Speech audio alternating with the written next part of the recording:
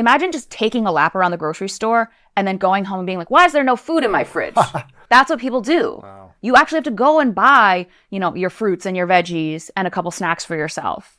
You have to buy those things if you want them in your house. But most people aren't aware of that, huh? No, it's one of the biggest mistakes I see Interesting. over and over again.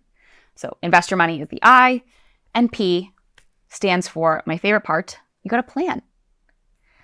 You do not get to have your happily ever after. You don't get to ride off into the sunset if you don't have a plan. You got to plan for your party. What type of plan should they be making? What's a good idea of making a plan?